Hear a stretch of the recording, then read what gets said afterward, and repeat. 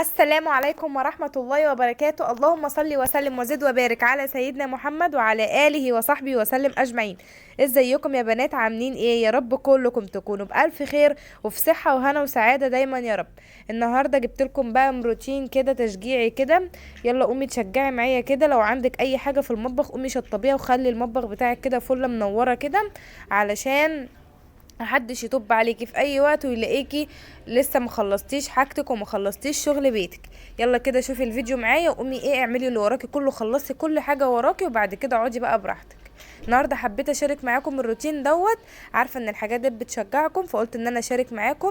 بس لو انت اول مره تشوفي الفيديو عندي يا ريت تنزلي تشتركي في القناه من كلمه اشتراك اللي باللون الاحمر وتضغطي عليها وتفعلي زر الجرس اللي هو التنبيهات، تخلي الاشعارات للكل عشان اي فيديو انا بنزله يوصلك اشعار بيه، وكمان لايك وتعليق حلو زي كده. ويلا نبدا نشوف هنعمل ايه النهارده بقى. ايه قلت اخش الاول ايه على المطبخ اظبطه كده. شفت الصفايه ديت كان عليها اطباق، رصيتها في المطبقيه بتاعه المطبخ، وبعد كده قلت افضيها واغسلها. تمام، انا بحب اغسلها على طول، يعني مش بحب ان انا مثلا اركنها يوم واتنين وتلاته، لا بحب مثلا لو قدرت ان انا اغسلها كل يوم تمام، يوم ويوم بالكتير كده يعني. علشان يعني ديت انا بصفي فيها الميه زيها زي الاطباق بتاعه المواعين، يعني لازم أن تتغسل، يعني ما ينفعش انت تصفي فيها المواعين وتسيبيها اسبوع مثلا اسبوعين، لا الميه هتعمل فيها ريحه وحشه ومش هتبقى حلوه، ما ينفعش. يعني مثلا كل يوم او يوم ويوم بالكتير قوي. تمام. جيت بقى قمت انا ايه، كنت مطلعه سبونشه امبارح، جيت قمت غسلاها بيها. لما تيجي تختاري الاسبونشه اختاري الاسبونشه الناعمه، ما تختاريش الخشنه، الخشنه بتبقى وحشه قوي ومش بتبقى مريحه كده وانتي بتغسلي بيها. انما الناعمه ولا هي ناعمه قوي ولا خشنه قوي، يعني بتبقى في الوسط كده، بتكون كويسه قوي وبتنضف وبتكون حلوه. اول حاجه لما بيكون عندي مثلا اطباق في الصفايه ديت من امبارح بشيلها الاول وبرصها في مطبقيه المطبخ، وبعد كده بمسك الصفايه اغسلها علشان احط فيها المواعين الجديده. تمام كده. علشان مثلا ايه انا يعني عندي مطبقيه في المطبخ من فوق، بس انا مش بحب استخدمها، يعني يعني بحسها ايه بعيده شويه عن ايدي، انما دي جنب ايدي على طول فبحط فيها. تمام كده. مع انها فيها يعني صفايه ستانلس وكده زي رف ستانلس، بحيث ان انت لو تصفي فيه المواعين تشيليه عادي وترمي الميه اللي فيه وخلاص. لكن انا بحب استخدم ديت. تمام.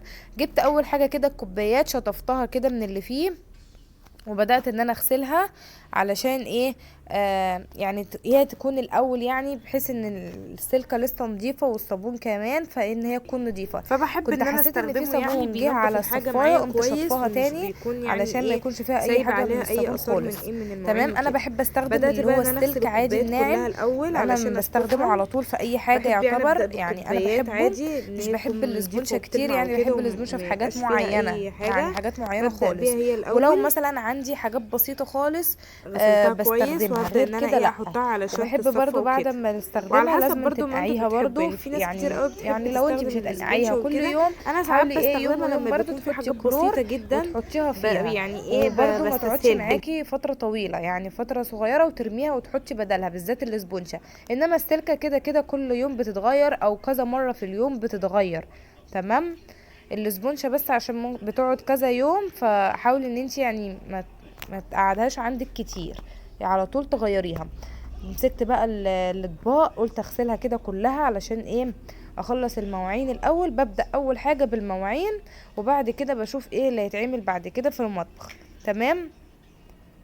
لازم انتي تكون ايدك في الحاجة، يعني ما تكوميش مواعين، يعني على قد الاستخدام اليومي بس، علشان الحاجة ما تكترش عليكي وتزهقي من المنظر وتقولي لا انا مش داخلة اعمل حاجة، انا لسه هبدأ ان انا اعمل ده كله. انما لما تكون الحاجات يوم بيوم، او مثلا لو انتي اتغديتي وكده خلصتي المواعين ويبقى فاضلك بس العشاء، ومواعين العشاء تبقى حاجة خفيفة، فده كله برضك بيأثر معاكي بان انتي تتشجعي وتقومي. انما انتي لو كومتي الدنيا كلها عليكي هتقولي خلاص خلاص ما انا مش هقدر اعمل ده كله، ما هو لسه هفضل اعمل ده كله، فمش هتقومي من مكانك. انما على فكرة كل لما بتبقى الحاجة سهلة قدام عينك انت هتقومي على طول وتتشجعي، لان هما كده كده حبة صغيرة، او مثلا الترويق اللي قدامك حاجات بسيطة هتعمليها فهتتشجعي على طول وتقومي تعمليها. بعكس لما يكون في حاجات كتير قوي شكلها كده يعني بيسد النفس كده عن ان انت تقومي اصلا وتتشجعي وتعملي. تمام. فحاولي ما تكتريش اي حاجة عليكي او اي شغل عليكي، ايدك في الحاجة باول باول وهي هتبقى سهلة ان شاء الله معاكي.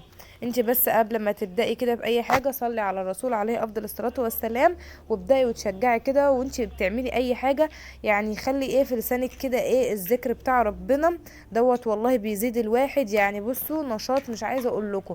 يعني استغفري ربنا وانت بتعملي، بلاش مثلا ان احنا نشغل الاغاني واحنا بنعمل، لا الحاجات ديت والله بتزيد من النشاط، وبتخليكي كده متشجعة ان انت تخلصي كده اللي وراكي. يعني انت بتغسلي المواعين فاستغفري كده ربنا، سبحي وانت بتغسلي عادي، ده كله ايه بيزيد من حسناتك وغير كده انت بتعملي شغل بيتك. تمام.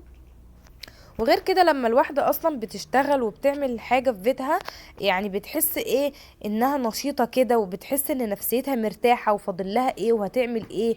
تمام. بعكس ان انت لو كل حاجة وراكي انت يعني نفسك هتسد عن اي حاجة. فحاولي ان انت تخلصي شغل بيتك كله، بحيث ان انت مثلا لو وراكي هتهتمي بقى بنفسك، هتاخدي شاور، هتشوفي عنايتك الشخصية انت بنفسك، يبقى في قدامك وقت. بس كده. كده بقى بدأت ان انا اخلص كده، كنت بشطب كده في المواعين، بغسل بقى الكوبايات والكيزان والحاجات ديت وبقيه الاطباق وكده. بصوا هم يعني انا لما بقى هتلاحظوا معايا وانا بعمل في الروتينات او في المواعين، يعني في مواعين هشيلها على جنب. يعني كان في طبقين انا كنت حطاهم في الصفايه من تحت، دول مش تبعي تمام، دول تبع حماتي.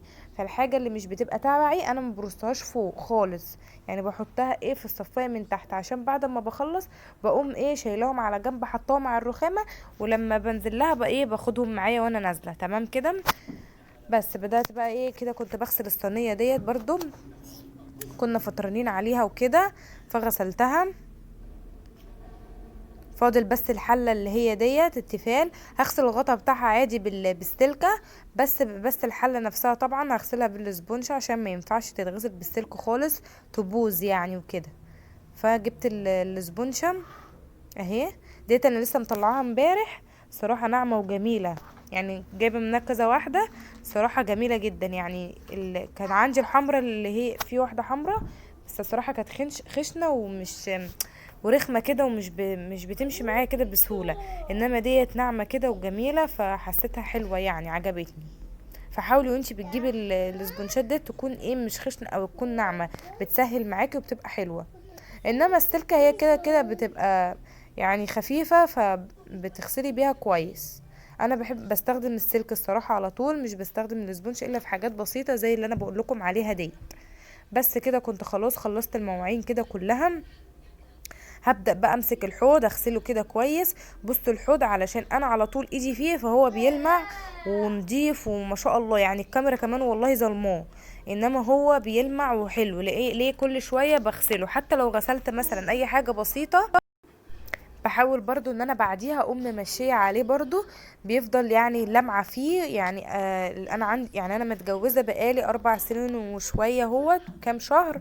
فالمطبخ يعني على طول بالذات الحوض والحاجات الاستانلس ديت لازم ان انت تخليها بتلمع، لان الاستانلس يعني من الحاجات اللي يعني لمعتها بتطفي لو انت ركنتيها. فحاولي انك تكوني ايدك في الحاجة ان شاء الله هتبقى معاكي زي الفل. وبأي حاجة عندك، يعني مش لازم تقولي هجيب ملمع الاستانلس، فحاولي بأقل الامكانيات او باللي موجود عندك يعني اعملي فاهمة. بس كده كنت خلاص شطبت الحوض وغسلته. قلت الرخامة هعملها بتاعة الحوض بس لما اخلص البوتاجاز. هنا عندي بصوا البوتاجاز يعني هو نضيف، بس مكان انا قربت لكم الكاميرا على مكان الردة كنت بسخن عيش على العين اللي جوه ديت، انما هو نضيف من امبارح. يعني بصوا علشان انا كل يوم بعمله. تمام. هنا كانت الكاميرا وقعت مني غصب عني معلش. قمت بقى شايله الحوامل كانت نظيفه كنت غسلاها امبارح، والبوتاجاز برضو غسلاه ومخلياه زي الفل، بس هو كان مطرح الرده فقلت بقى هديله برضو غسله على طول بالمره. انا بستسهل الصراحه، مش بحط عليه ورق فويل خالص خالص خالص. يعني انا بحب ان انا اغسل البوتاجاز كل يوم، يعني ايه شكله كده بيديني راحة نفسية. انا طول ما انا محافظة عليه فمش محتاجة خالص للورق الفويل نهائي.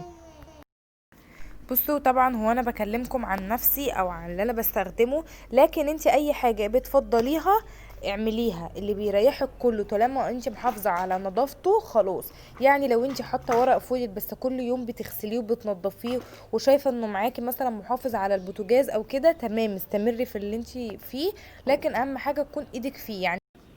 يعني ما تسيبهوش لحد لما مثلا يتوسخ خالص خالص خالص وتيجي تقومي شايلاه، لا وهو موجود بردك اغسليه، او شوفي هو بيتغسل ازاي بسبونشة او حاجة ناعمة وكده علشان ما يتجرحش او كده.